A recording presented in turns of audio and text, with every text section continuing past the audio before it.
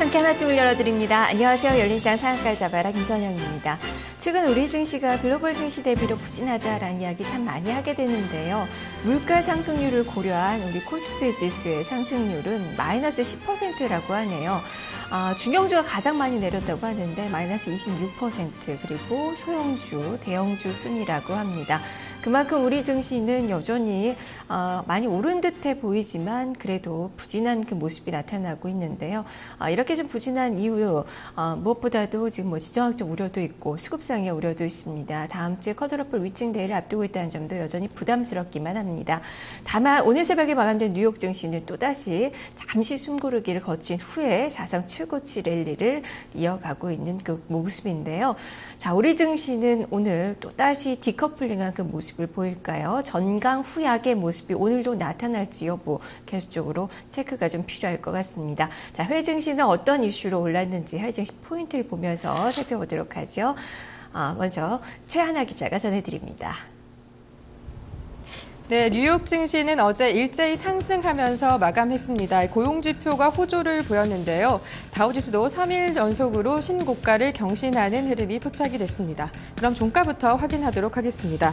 먼저 다우존스 지수입니다. 0.23%대 오르면서 14,329.49포인트를 기록했습니다. 이어서 S&P 500 지수의 흐름도 보겠습니다.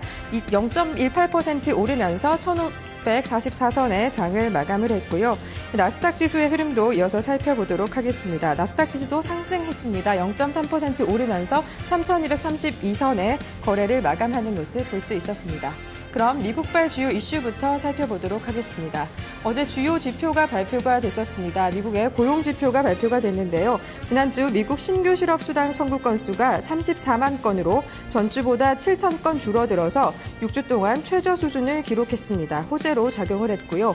또 미국의 지난해 4분기 가계 순자산이 66조 700억 달러를 기록해서 전분기보다 1.8% 상승했습니다. 이 가계 순자산이 경기 침체 이전의 수준을 회복했습니다.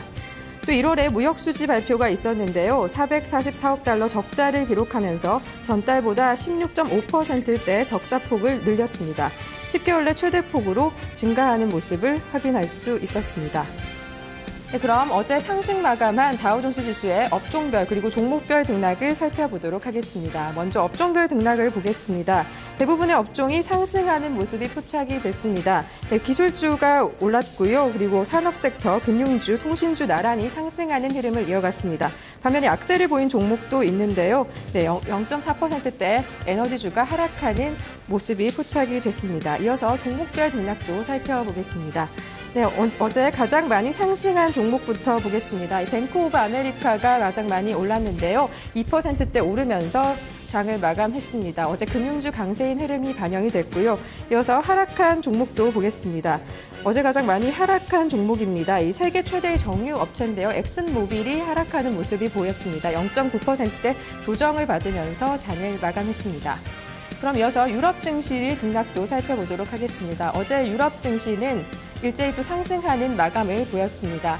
유럽에서의 기준금리 동결 발표가 있었고요. 후에 추가적으로 경기 부양 대책이 생길 거라는 호재로 어제 상승하는 마감이었는데요. 종가부터 확인하도록 하겠습니다.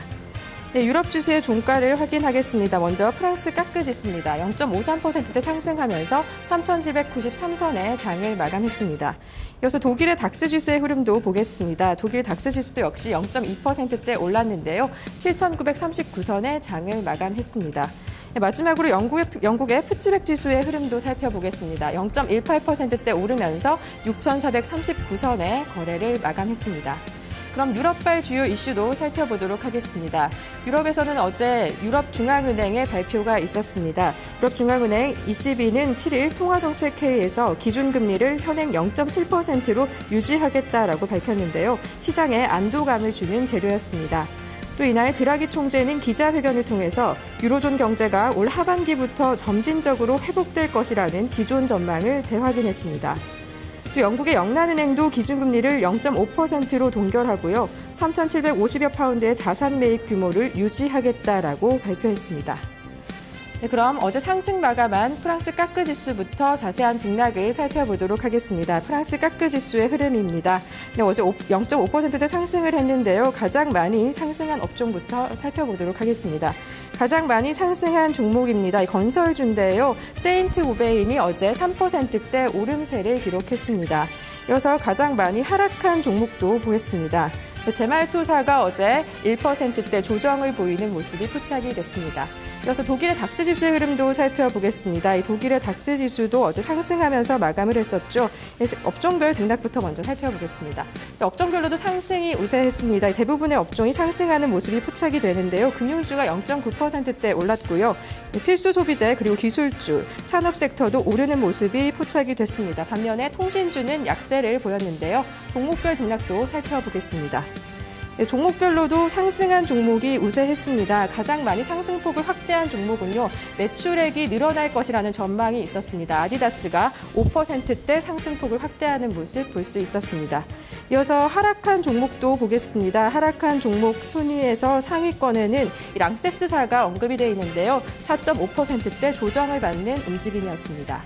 네, 이어서 마지막으로 영국의 푸츠백 지수의 흐름도 살펴보겠습니다. 푸츠백 지수의 등락을 살펴보겠는데요. 먼저 업종별 흐름도 살펴보겠습니다. 업종별로 역시 상승이 우세한 모습이 보였습니다. 네, 금융주가 1%대 오름세를 기록했고요. 이어서 기초소재주도 오름세를 기록했습니다. 산업 섹터도 올랐고요. 반면에 하락한 종목에는 이 통신주들이 있었습니다. 이어서 그럼 종목별 등락도 살펴보죠. 종목별로도 상승이 우세한 종목이 있었는데요. 10%대 급등한 종목이 있습니다. 영국의 아르게코가 10%대 상승하는 움직임을 보였고요. 반면에 하락한 종목도 살펴보겠습니다. 대부분의 업종이 상승한 가운데 하락한 업종이 있습니다. 어제 업종 중에서 통신주가 약세였는데요. 그 흐름이 반영이 됐습니다. 브리티시 스카이 브로드캐스팅이 2%대 조정을 받는 움직임을 볼 수 있었습니다. 네, 이렇게 유럽과 뉴욕의 증시가 일제히 상승하면서 마감한 가운데 국내 증시에는 오늘 어떤 영향을 끼칠지 살펴보도록 하겠습니다. 네, 먼저 긍정적인 재료입니다. 미국의 1월 소비자 신용이 5개월 내 최대치로 늘어난 것 등 이 경제 지표가 호조를 보였습니다. 시장에 긍정적인 전망을 줄 것으로 보이고요. 또 유럽의 중앙은행과 영국 영란은행의 추가 경기 부양 기대감 역시 호재가 될 전망입니다. 반면에 국내 증시에 부담스러운 재료도 있습니다. 월가의 시각인데요. 뉴욕 증시가 연일 상승 랠리를 이어감에 따라서 피로감이 우려된다는 전망이 나왔습니다. 앞으로 완만한 조정에도 준비를 해야 한다는 말이 전해졌습니다. 지금까지 해외 증시 포인트였습니다.